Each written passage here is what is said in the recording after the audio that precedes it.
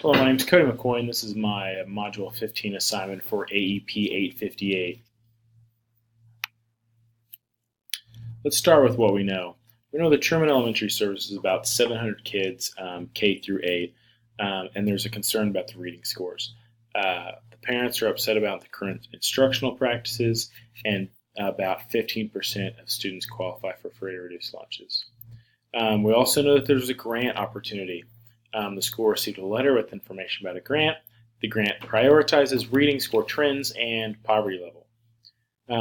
We know that the parents of the school are interested in the reading score issue, and they're involved. At least some are, and that's apparent by the PTO meeting that the principal was invited to. We know that students, we know their reading scores drop as they move through as a cohort, and as the grades increase, the reading scores go down.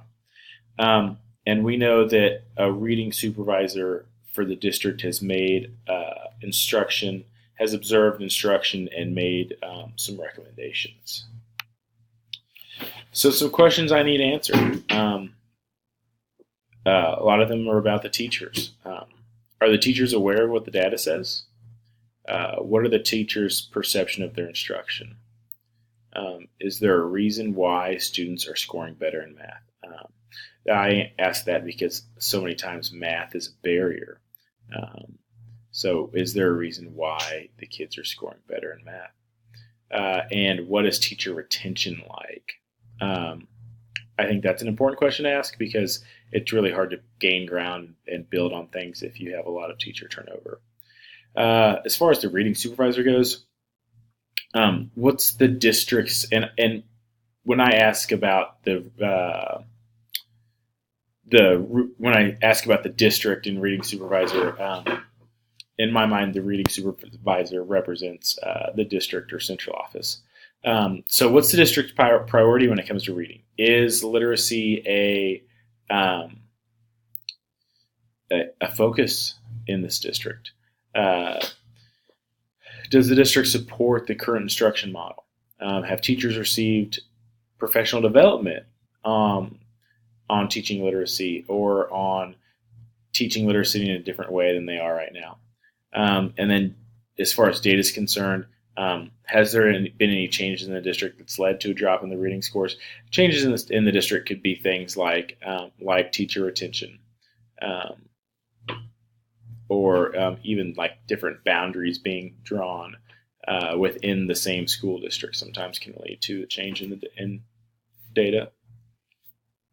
So I came up with two problems. The teachers, administration, and district reading supervisors do not share a common vision of instruction. This is apparent because when,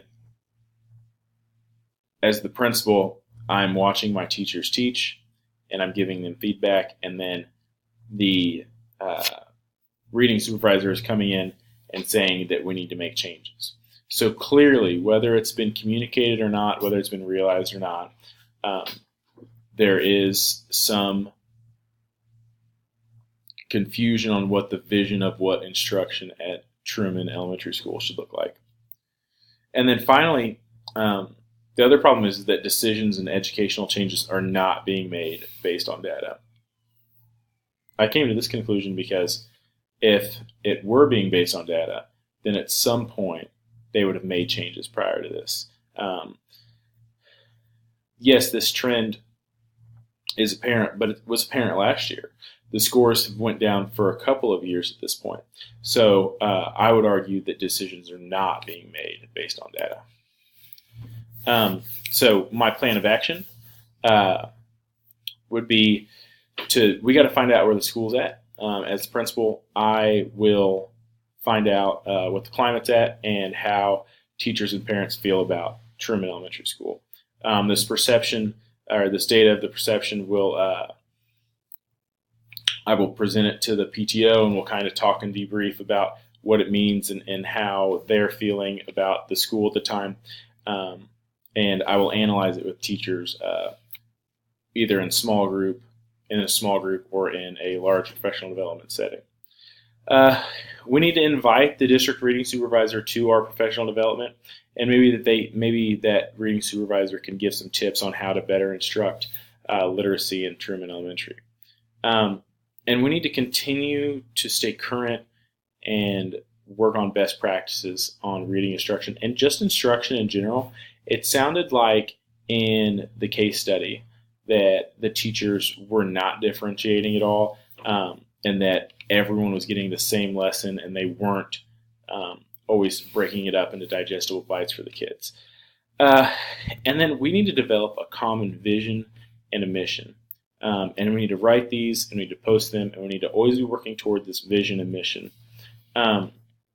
I believe in bringing teachers in on this process. These stakeholders are really important. We need to create vision and mission statements, and part of our vision will be to analyze data, and we will set our dates to analyze data on a monthly basis, whether that's the first Wednesday of every month or the second Tuesday, it doesn't matter. But we need to analyze data once a month. All right, so how am I going to resolve the issue? Okay, first I'm going to start collecting data, right? I'm going to start collecting data, but not just me. Teachers and administrators both have to collect data. Teachers will collect data on their students through formative assessments, interim assessments, and summative assessments. And we can incentivize interim and summative assessments to get better participation from students. And administrators need to begin collecting data not on the kids, but on the teachers. They need to collect data on the instruction they see. So when we set a goal, so if our goal is to work on differentiation for a month, then when administrators are doing walkthroughs, we need to be tracking how much differentiation we're seeing in the classrooms. And then we need to take that data and we need to do something with it. We need to use that data to drive our instructional decisions. Teachers, right? The data that teachers collect from students is so crucial because teachers have the most contact with kids. And sometimes I feel like we forget that. But we cannot forget that teachers have the most contact with kids. So the data they pull may be the most valuable. And teachers must feel comfortable with this process. We have to train them. We have to give them professional development, and we have to create a culture where it's okay for them to be comfortable collecting data. And they have to realize that if they're brand new, if they're a first-year teacher, yes, they have to collect data, but no, it doesn't have to be perfect. Okay? That's why we're here as administrators. That's why we have instructional coaches. That's why we have somebody at the district level who's a reading supervisor. Okay? We need to help them feel comfortable with this process. And part of that is teachers, if we're really going to use data to drive instructional decisions, we may be doing things that's best for the kids that's difficult for us. And it may be that we're doing things that's best for kids that is outside of our comfort level. So teachers have to feel comfortable taking chances in the classroom with their lesson. And as administrators, that is our job, is to foster a climate in which teachers can work together and really take those chances, because without taking those chances, you'll never have those phenomenal lessons that really reach through to kids that they love and they remember for the rest of their lives. We need to send out a survey annually. We need to send it to parents and teachers. And we need to find out how both groups of people feel about the instruction at Truman Elementary School. And then when we compile that data, teachers need to be involved in the conversation every step of the way. And we need to take suggestions from the teacher. We can never forget the teachers are the ones doing the work every single day. They are the ones impacting the kids every single day. We need to measure growth. Firm believer in that which is measured grows. So we need to have our monthly data meetings. We need to, and not just the administration. Let me be clear. The administration will have monthly data meetings, but it's also important that our teachers within their PLC or grade level teams talk about data at least once a month. And then that that conversation needs to be geared toward the idea that this data and instruction is going to align with our school vision.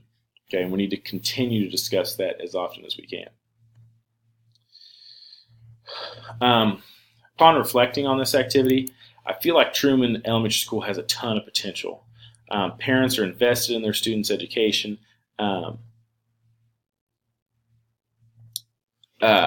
Perception of math instruction is positive. It sounds like their math teachers are doing a good job.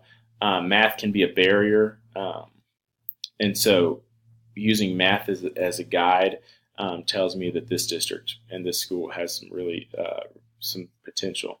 The district's provided support with a reading supervisor, so on some level the district does see this as a priority. How am I feeling?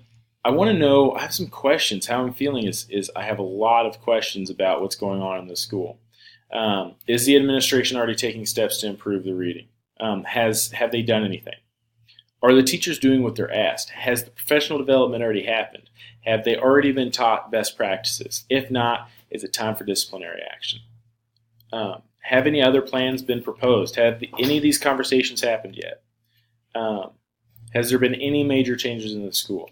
Is there new leadership? Has there been large turnover? Any of these things, all these are important. And so the feeling I got while reading was this: I just had so many questions as to why the reading scores would be going down. And what I value students. What is the culture of the school? Do they enjoy their education? What's their perception of reading? Do they feel that reading is just something they have to do and they have to do it for a grade? Or are we trying to grow lifelong learners that want to read all the time, even if it's fiction, just something that they want to read? Because that's important. And teachers, how do they feel about what the data says? Having data that continue goes down, if you're talking about it all the time, that can be very exhausting and very disheartening. Do they feel supportive of each other? Okay, do they feel supportive of the process? Or do they feel supported as well by the administration? And are they doing their part that all students are to help all students be successful? I know that's a really tough question to ask sometimes, and sometimes that can be the bad guy. But as a principal, that's what I have to do. Is I have to make sure that teachers are doing what's best for kids at all times.